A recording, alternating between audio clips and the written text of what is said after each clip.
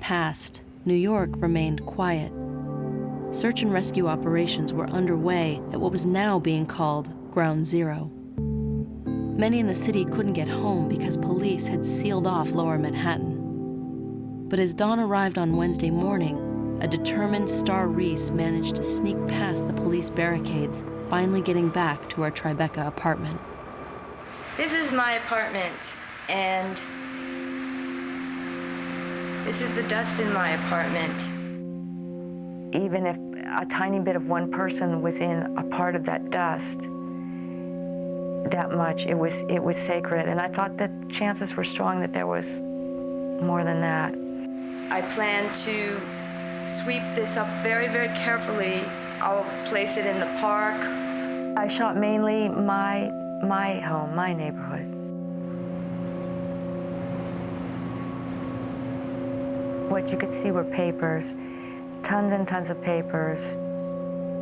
They all told little stories.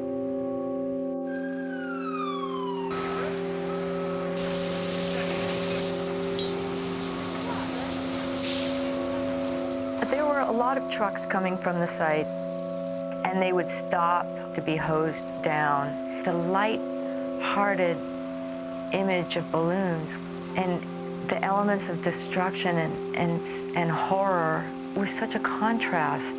Everything we saw, every piece of dust, every piece of debris was perceived as from somebody who had died. There I am with a camera. Take care, guys. And then behind them was one firefighter. And there was so much pain in every inch of him, this kind of quiet suffering and this determination. You feel that what you are seeing is so personal that I could hardly even breathe when he was going by. The streets of New York were littered with the aftermath of the attack. In Starr's neighborhood, the twisted and burnt bodies of cars and trucks were grim monuments to the sudden violence of the previous day.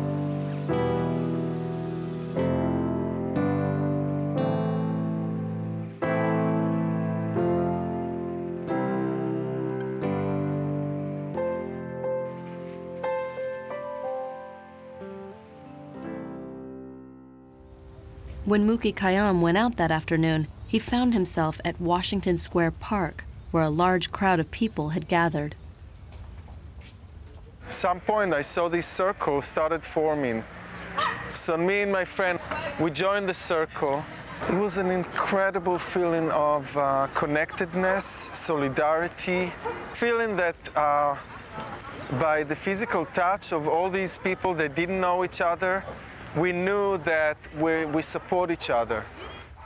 It was such a beautiful feeling, a beautiful feeling.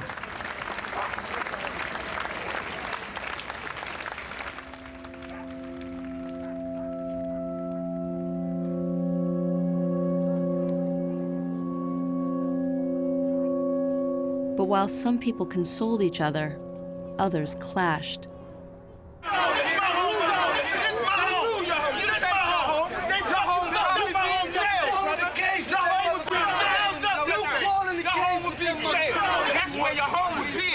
There was an argument whether black people or those people that were there should care about the destruction of the World Trade Center. The issue is Resolution 242 that was passed by the United Nations calls for the withdrawal of all troops from the occupied territories. That's what the resolution calls for. Now, we either do that or you can have the carnage. Those are your options. That's the story. Get it! Now! That is the simple. It is that simple. Those are your options. But it's time to stop yelling. The Palestinian people are not going to submit to that subjugation. And if they don't submit to it, they're going to resist, and there's going to be carnage. It's going to be carnage all over the world. That's it. The debates raged on into the night. Lawyers, bus drivers, students, and office clerks all had their say. But there were many who worried that heated discussions could easily turn into acts of retaliation. You mind if I film? Cool. Oh, sure. I'm from India, man. I'm a best friend of America. I'm from India. He's always best friend of America. As the evening passed, anger and fear seemed to fade a little. Signs of mourning emerged. Candles were lit. Makeshift memorials were put up.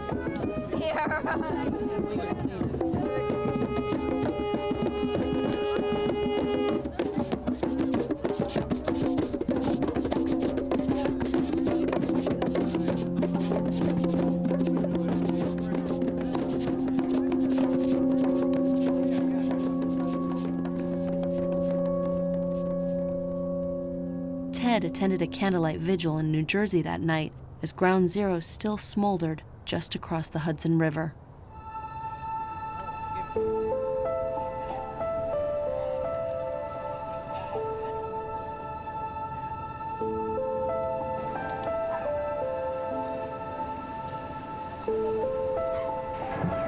How's that, okay? Got it? Good. Now it's all right. What's that for? To the dogs in the building. The people in the building, yeah. Hold it up. That's it. Good boy.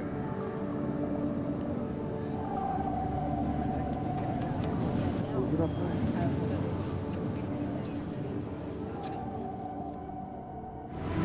Up from the third alarm, head back. 8 months later, the smoke had dispersed around Ground Zero. In a massive effort, firemen and rescue workers had succeeded in clearing most of the site.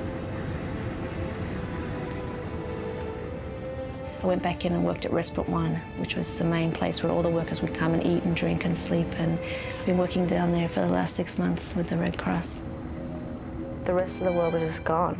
It was, we sat around with the firemen under candlelight and we'd sing patriotic songs and everyone would cry, and it felt like a MASH unit, and all the streets were completely cut off and the electricity was cut, so it was very dark and it was a little cold at night, and we would just hold each other, and it felt like there was just no one left in the world.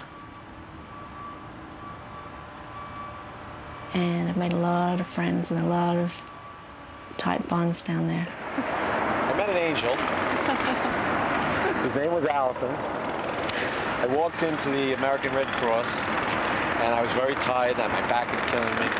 And I opened my eyes, and she was standing over me with a newspaper. And she said, "Oh, I'm so sorry I woke you. Here's the newspaper you asked me for." The big pile that you see in the background there is what remains of one of the towers.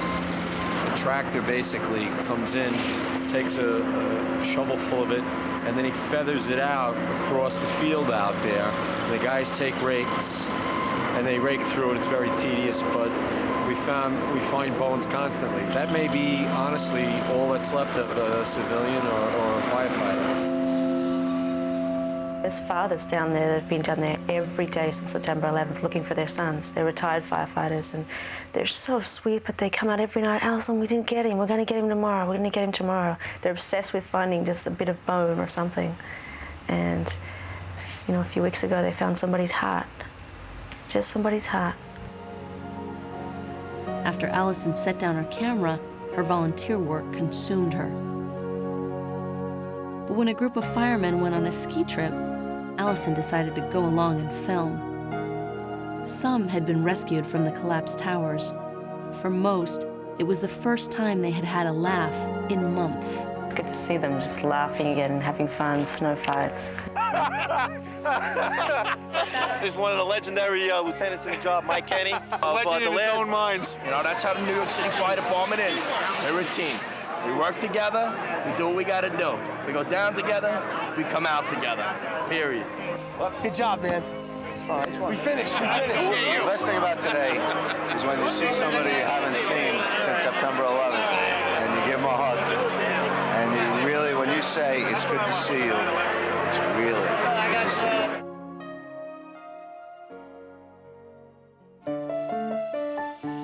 This is just a handful of the images that I've taken over the years. It was actually very hard for me to make this poster.